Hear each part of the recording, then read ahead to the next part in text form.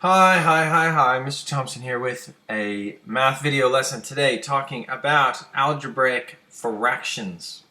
So we'll talk about what algebraic fractions are and how to add and subtract algebraic fractions. Okay, we will look at some examples. All right, so first up, what is an algebraic fraction? An algebraic fraction is any fraction with an algebraic expression in the numerator or the denominator or in both. Okay, if it's got an algebraic expression in there with any sort of variable or pronumeral, that makes it an algebraic fraction. Okay, and it basically just kind of complicates things. It's like a fraction with a bit going on. All right, so let's look into this. Let's get an example of one of these. We got x plus 3, so x is a pronumeral, so you know right off the bat we're doing algebra, and so this is an algebraic expression, and if we put it on top of 2, that makes it an algebraic fraction. All right, not too tricky, hopefully. And then we will add another algebraic fraction to it, so adding x plus 2 all over 3. Okay, how are we going to go about this? Well, anytime we want to add any fractions, algebraic or not, we need to find a common denominator. All right, adding or subtracting fractions, we always need to get a common denominator. Okay, so in this case, we've got the denominators are 2 and 3.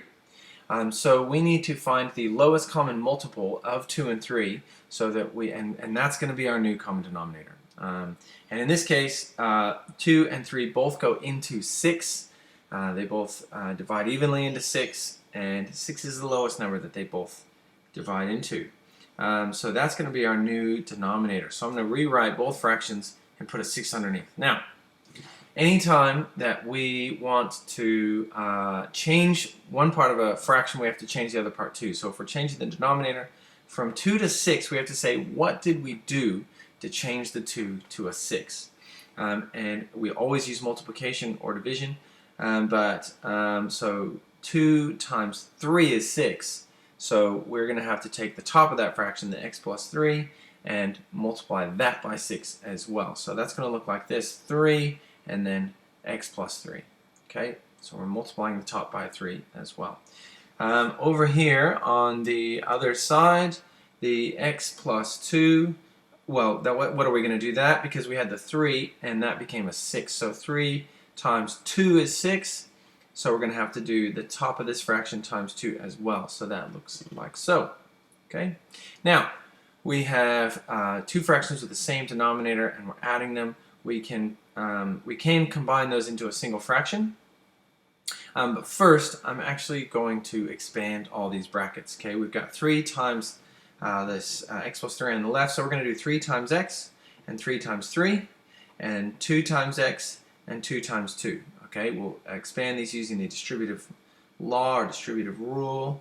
Okay, 3 times x is 3x, 3 times 3 is 9, so we get the 3x plus 9, and then 2 times x is 2x, 2 times 2 is 4. Now, I'm going to take these two fractions and combine them together into a single fraction all over 6. And I can take all this stuff on the top and just kind of add it all together. All right. We need to combine the like terms. So we've got the 3x and the 2x, and that's going to be 5x. 9 plus 4 is equal to 13. Okay. There's one example. Let's do another one. All right. So we have, similar to the first one, but kind of flipped, so 2 over x plus 3, and then 4x over 5. Slightly more sort of streamlined one there, 4x over 5, but has the x, it is an algebraic fraction. We need to get a common denominator, and it's not as simple as last time, because this thing here is not just a number, that denominator, x plus 3. So how do we find a common multiple? Well, what we can do is just take the two denominators and multiply them together.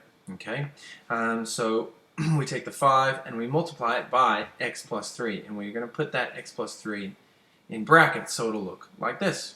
Okay, and that's our new denominator. You can pretty much always do that, but sometimes, like for example, that last example was 2 times 3. That's why we got 6. But sometimes multiplying numbers together doesn't actually give the lowest common multiple. So in this case, though, the only, the lowest common multiple it's this algebraic expression. We can't really get any simpler than that. Okay, we're just multiplying together. So for this first fraction, we took x plus 3 and we multiplied it by 5. So we're going to have to take the 2 and multiply it by 5 as well and get 10. For this one, we took the 5 and multiplied it by x plus 3. So we're going to take the top and multiply it by x plus 3 as well. Okay. Now, I'm going to go ahead and actually combine these fractions together now and I'll sort of expand the brackets, those top ones, as we go. Okay, we're going to take these two fractions, put them together with our new common denominator. And this problem is a subtraction problem, right? So we're going to do 10, take away all this stuff, right? So I can write 10, take away. And what I'm going to write in here, I could just copy what I have here and then expand it, but I'm going to expand it as I go. So I'm going to do 4x times x, which is 4x squared, and then 4x times 3, which is 12x. Okay, the 4x times 3, it's 12x. Now, I haven't put an operation in here. You might think, well, there was a plus there. I should do a plus there. You could do that, but you would want to keep the brackets around this whole thing and keep that subtraction term on the outside of those brackets because we are subtracting all of this. So if we think about it that way, we can say, well, I'm going to subtract the 4x times the x, and I'm going to subtract the 4x times the 3.